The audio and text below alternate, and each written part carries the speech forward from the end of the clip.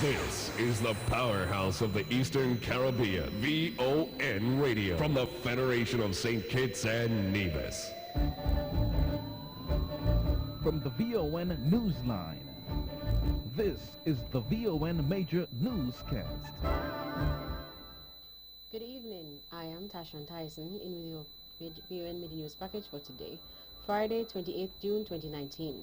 In our lead stories, nationally, Hurricane Repair Program in full swing for 2019 Atlantic Hurricane season. And first night of St. Kitts Music Festival ends incident-free, event to continue tonight.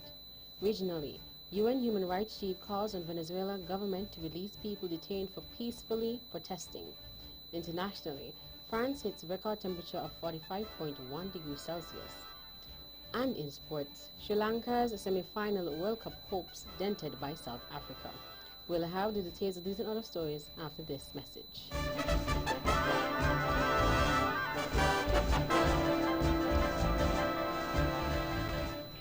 Another look. Different from how you've seen it before. Another look. Takes an in-depth look into business, politics, science, technology, religion, and more. Another look. Featuring documentaries from the BBC, regional features, and local ones too. Another look. Every Monday at 3 p.m. on the Eastern Caribbean's powerhouse, VON.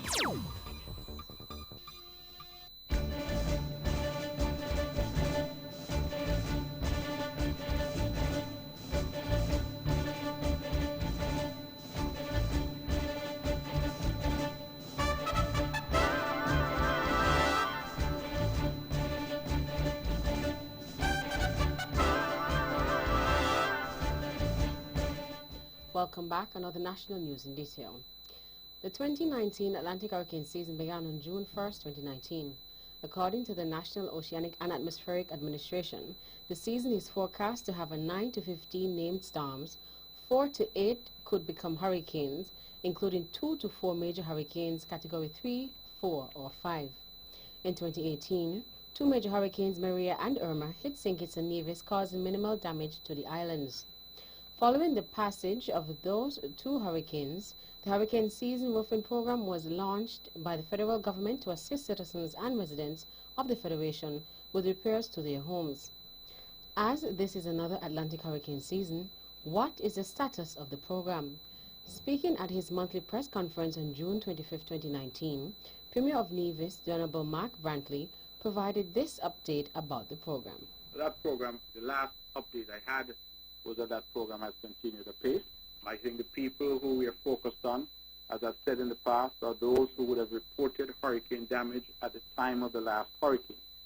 We have had some folks who have come forward now that they hear that some relief is available to say that they suffered damage during the hurricane. We can't prove that. There's no way that you can establish that at this stage. The hurricanes, of course, having been some 2 years ago. Premier Brantley also provided this information. That program is being administered through the ministries supervised by the Honorable Eric Evelyn, and I'm told that the program is proceeding, and those that were affected and still find themselves in damaged circumstances from those storms, those are the first priority. So those people are being dealt with, and I believe that at a different time we'll have a more fulsome update and we could give you numbers. But at this stage, I know that they're working, and the model that I gather has been employed is really to allow people to identify their own builders. So people identifying their own contractor, so to speak, and the estimate comes in. And once we verify that, the government provides the necessary material and funding for that contractor to do the work. The Honorable Mark Brantley. The first night of the 23rd annual St. Kitts Music Festival was deemed a success when it ended incident-free. The police will also continue to be out in their numbers for the remainder of the week to ensure the safety of residents and visitors on the island, according to a police press release. The release added that persons are reminded that the stadium is a smoke-free zone. The use of cigarettes, cigars, and cannabis is completely prohibited. Amendments have been made to the traffic management plan, so persons are asked to comply with the direction given by the traffic wardens and force personnel. The St. Kitts Music Festival, being held from June 27th to the 29th, will continue this evening, and the artiste slated to perform are La Insuperable, Popcorn, Vanessa Bling, Alias, Gaza Slim, French Montana, Coco T, Infamous, iMark, as well as the Small Axe Band. Regional HIV/AIDS Testing Day was observed here in St. Kitts and Nevis today, Friday 28 June 2019.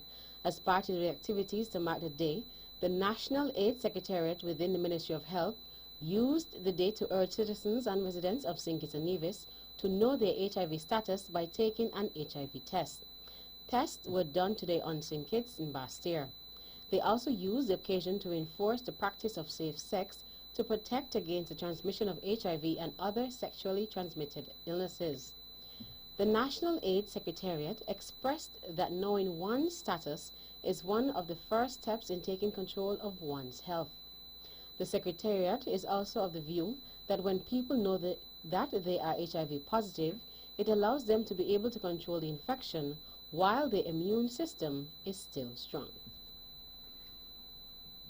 Efforts to raise the awareness of the St. Kitts and Nevis Federal Youth Policy 2017-2022 among stakeholders and strengthen its effectiveness were explored at a 3-day workshop held from June 24 to 26, 2019 at the St. Kitts Marriott Resort. The capacity building workshop on youth development and youth policy implementation training was organized by the Department of Youth Empowerment DYE with support from the Commonwealth Secretariat. The workshop was designed to build on the participants' current understanding of youth work and develop the capacity of the individuals, as well as their respective organizations. More than 30 participants, including staff from the DYE, Ministry of Education, Department of Community Affairs, and the Royal St. Christopher and Nevis Police Force, RSCNPF, along with representatives of the youth groups, faith-based institutions, sporting associations, and others attended. The sessions were mainly facilitated by Lane Robinson, Head of Social Policy Development, and Stephen Soa, Assistant Program Officer at the Commonwealth Secretariat. A similar session will be held in Nevis in October 2019. The government of the Republic of China Taiwan, through its embassy in Basseterre, has made a financial contribution towards the Old Road Bay Rehabilitation Project, which will result in significantly enhanced safety and security for road users along the 1.2-kilometer stretch of road. Resident Ambassador to St. Kitts and Nevis, His Excellency Tom Lee, presented the check on behalf of his government to the government of St. Kitts and Nevis during a brief ceremony held at the office of the Prime Minister on Tuesday, June 25th. The ceremony was attended by Prime Minister Dr. Honorable Timothy Harris, Minister responsible for public infrastructure, the Honorable Ian Patches Liburd, inter alias. Ambassador Lee, in presenting the check, indicated that he has traversed along the Old Road Bay on many occasions and, as such, understands the urgent need for completing this important project. The Old Road Bay Road is being extended on reclaimed land and will be approximately 24 feet apart from the existing road and will be elevated about 15 feet above the current road level. The seaside protection will include strong rock armoring similar to the protection at Port Zante. The construction work is being carried out by local company Rock and Dirt Construction Limited. And finally, Combermere at 190, grounded in Christ, loving, serving, rejoicing. That's the theme under which the Combermere Methodist Church here on Nevis is celebrating its 190th anniversary. In light of the church's anniversary, last month, the church hosted activities in celebration of Methodist Heritage Month, which is the month in which the Methodist Circuit celebrates Methodism. In addition to the aforementioned, a health awareness campaign was held on May 18th. Pastor of the Combermere Methodist Church is Mr. Stedroy Pemberton. I want to encourage the general public, wherever you are, whether you are Methodist or you are non-Methodist, to come and join us in all of these worship experiences. And of course, we are praying that many others would surrender their lives to Jesus Christ, our Lord. God is concerned about the whole man. Pastor of the Communion Methodist Church, Mr. Stedroy Pemberton. The church began with its first chapel in 1829, and it was built in Newcastle, here on Nevis. Presently, the church is situated at Liebird Hill. That's the national news segment. You can visit our website at www.vonradio.com or check us out on Facebook at Von Radio or our Von Radio YouTube channel for these and other stories. News from across the region is next.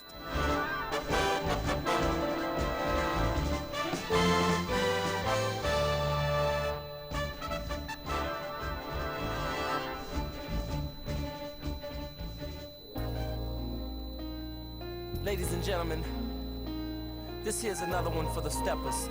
Swipe to win big in 2019.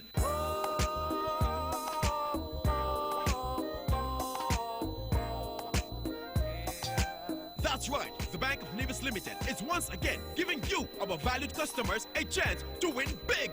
Just swipe or use your Bond Visa credit card for US $100 for a chance to win a cruise for two, an iPhone XS, or a grocery dash at Best Buy Supermarket. Say what? Sign up for a Bond Visa credit card and automatically be entered for a chance to win. This offer ends August 31st, 2019. So tell your friends and family to swipe to win big with the Bank of Nevis. The Bank of Nevis Limited, improving the quality of life. Like us on Facebook or follow us on Instagram.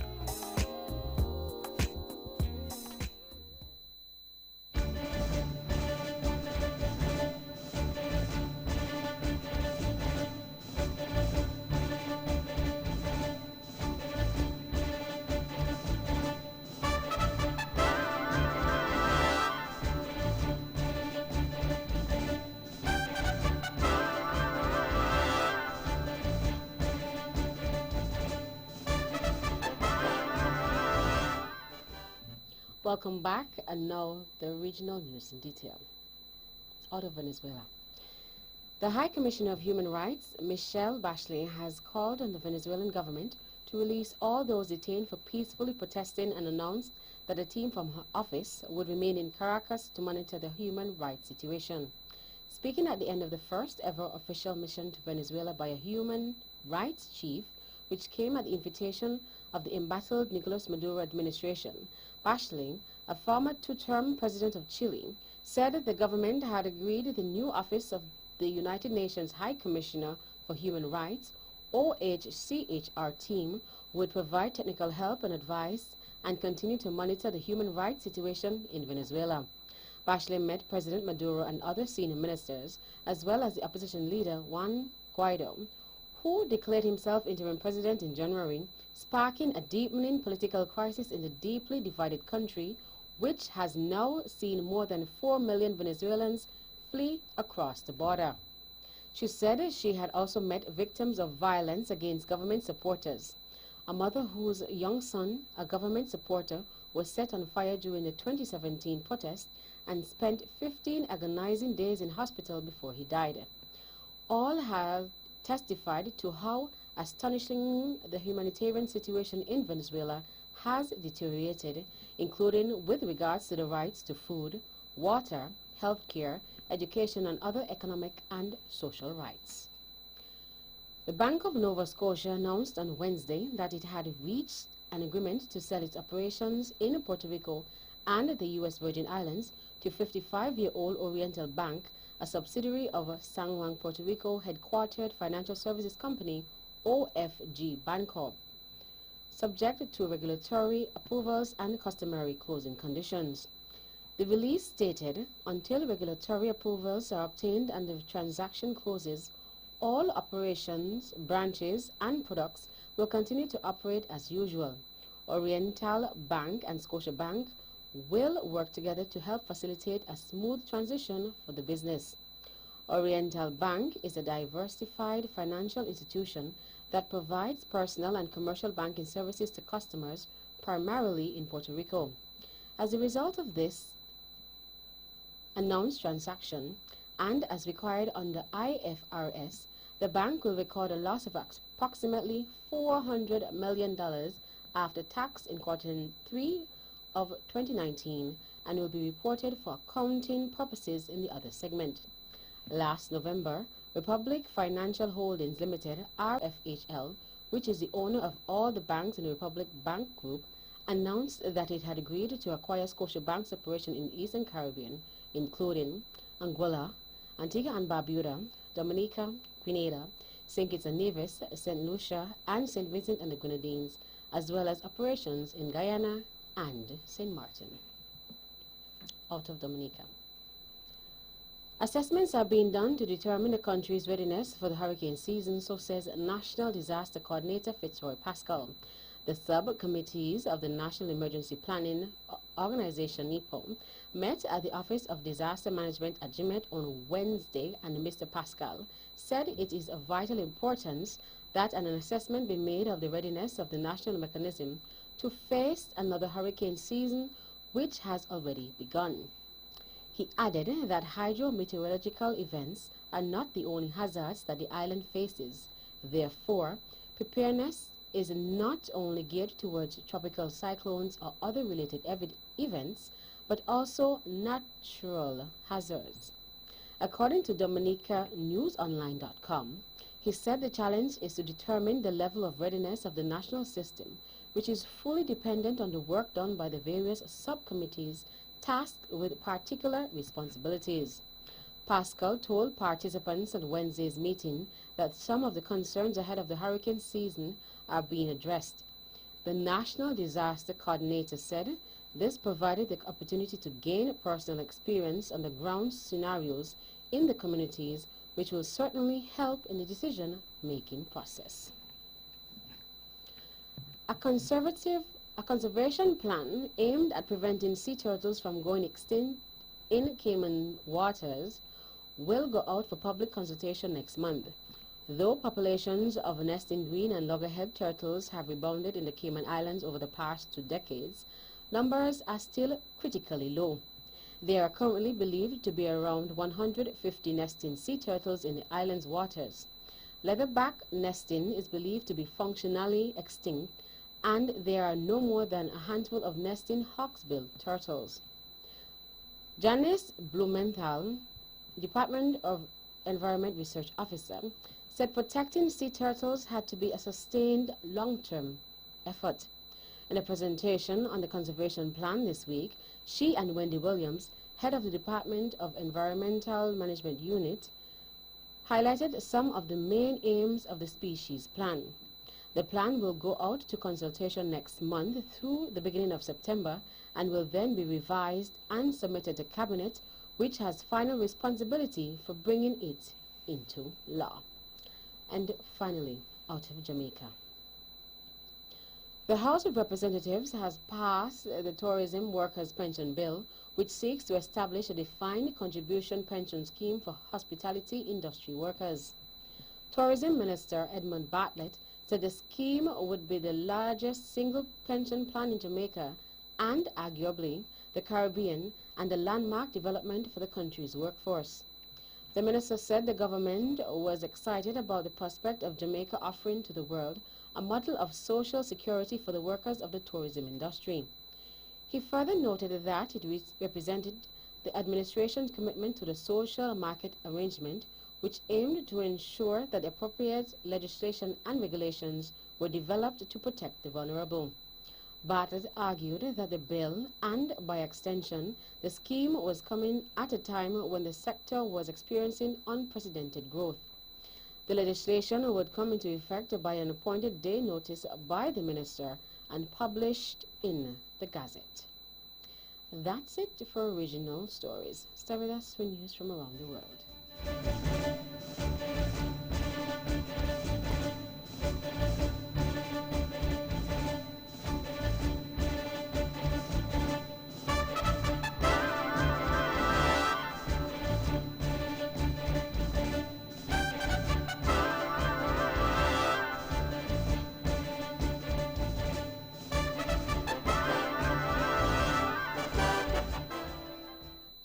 Welcome back, and now the international news in detail.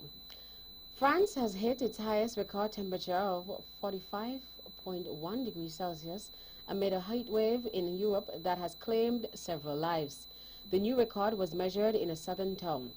The previous record was 44.1 degrees Celsius, a heat wave in 2003 that killed thousands. Health Minister Agnès Buzyn has said everyone is at risk from the high temperatures. The BBC's Gavin Lee reports. Carpentras, the southern town, broke the record 44.3 degrees Celsius, 111.7 degrees Fahrenheit. That beats the record from back in 2003, which was 43.1 degrees. And the forecasters here in France are saying we expect that record to be broken again later this afternoon because the temperatures will heat till about 5 o'clock. Russia must end its irresponsible and destabilizing activity, Theresa May has told President Vladimir Putin in one-to-one talks, Downing Street said.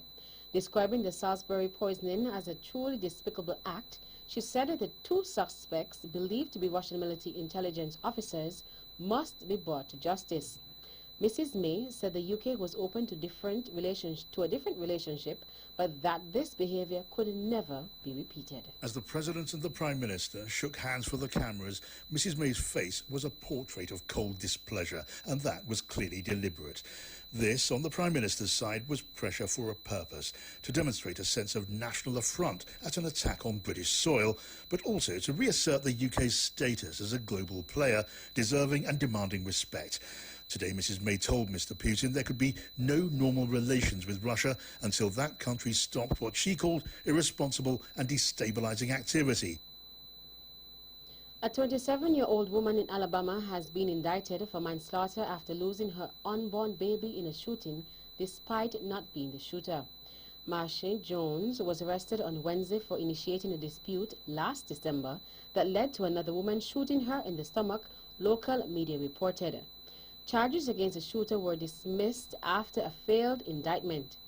Pro-choice groups are now saying it shows how the state's new restrictive abortion laws can affect other cases. And finally, investigators in Sri Lanka said they found a large cache of explosions and other equipment linked to the militant group behind the Easter Sunday bombings. The BBC's Jill McGivern reports. The stash of explosives included hundreds of sticks of gelignite, nearly 500 bullets and about 1,000 detonators. They were buried in several places at an abandoned wooded property at Katankudi. That's the town where the Islamist group responsible for the attacks apparently had their headquarters, the hometown of the alleged mastermind, Zafan Hashim. Investigators say they were led there by a suspect who was recently extradited to Sri Lanka from Jeddah, along with several others, all of them accused of having direct links to the militant group. And that brings us to the end of our news segments. The latest in sports is next.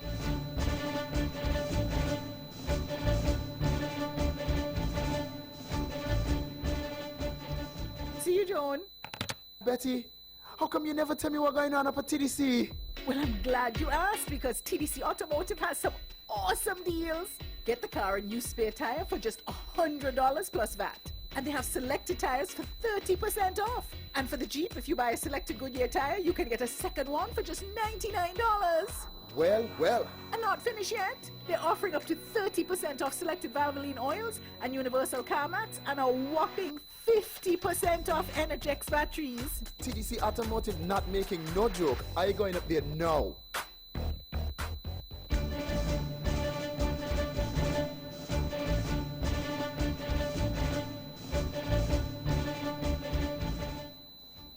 Welcome back. Another sports in detail. In cricket, Sri Lanka's hopes for reaching the World Cup semi-finals were dented as South Africa thrashed them by 9 wickets at Chasterley Street. Victory would have taken Sri Lanka level on points with 4th place England, but they stay in 7th. No player scored more than 30 as they were bowled out for a turgid 203 in the final over of their innings.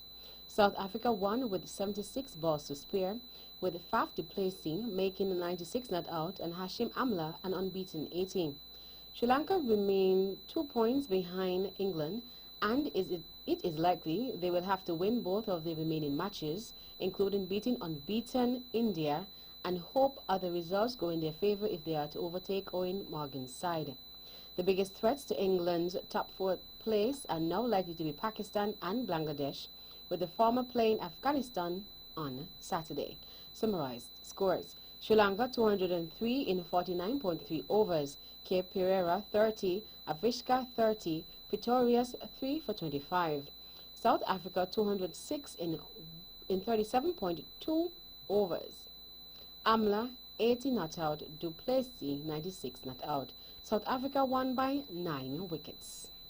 In local cricket, a match was played at the E.T. Willett Park on Thursday, June 27th, as the Renako Morton TDC Primary Schools cricket tournament continues. The St. Thomas's Primary School went up against the Elizabeth Pemberton Primary. The St. Thomas's School opted to bat first and amassed a healthy 95 for 5 in the allotted 15 overs, aided by a number of extras and some sloppy fielding in parts. The EPPS team seemed on course at one point to challenge the total, but as soon as Sheehan Body and Kamal Brandy were separated, the regular procession to and from the pavilion commenced. EPPS fell just 18 runs short of the target. Summarized scores: St. Thomas's Primary 95 for 5 in 15 overs, Tyler Nisbet 35, Javian Liebert 10, Caden Leader 10, Shadell Mills 2 for 100, 2 for 14. EPPS 77 all out in 14.2 overs. Kamal Brandy 24, Shane Body 12, Brad George 10, Tyler Nisbet 2 for 12, Jordan Herbert 3 for 15, Isaiah Sadler 2 for 24. St. Thomas's winning by 18 runs. In basketball, the Los Angeles Lakers price tag for Anthony Davis got a little steeper on Thursday, with the trade-off being that the team now has the flexibility to bring another max contract star to play alongside him and LeBron James next season. A person with knowledge of the negotiations told the Associated Press that the Lakers will send Moritz Wagner, Isaac Bonga, Jamaria Jones, and a future second-round pick to the Washington Wizards as part of the deal that will bring Davis to Los Angeles. The Wizards will send cash to the New Orleans Pelicans in the deal, said the person who spoke to the AP on condition of anonymity because the agreement cannot be finalized until July 6th. The trade was first reported by ESPN, and the cash element was first reported by the Washington Post. Shedding those contracts, along with Davis waiving his $4 million trade kicker, as ESPN reported, will give the Lakers enough cap space to sign a max player if they are so inclined. That's it for sports. The local weather forecast is next.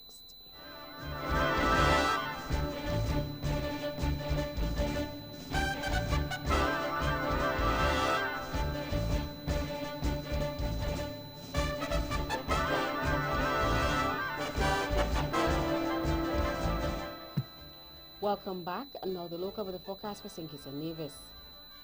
Weather tonight will be partly cloudy and hazy with a 30% or a low chance of showers.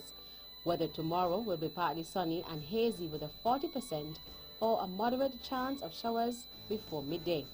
Winds are east at 22 to 37 kilometers per hour or 14 to 22 knots with frequent strong gusts. Seas are 1.5 to 2 meters or 5 to 7 feet. A small craft caution is in effect. Seas are somewhat hazardous. Sunrise tomorrow will be at 5:39 a.m. And that's how we wrap up the major news package for today, Friday 28th June 2019. Before we go, let's take a look at the headlines once again. Nationally, Hurricane Repair Program in full swing for 2019 Atlantic hurricane season. And first night of St. Kitts Music Festival ends incident-free, event to continue tonight. Regionally, UN Human Rights Chief calls on Venezuela government to release people detained for peacefully protesting. Internationally, France hits record temperature of 45.1 degrees Celsius. And in sports, Sri Lanka's semi-final World Cup hopes dented by South Africa. On behalf of the rest of the news team, I am Tashan Tyson, wishing you a safe and an enjoyable weekend.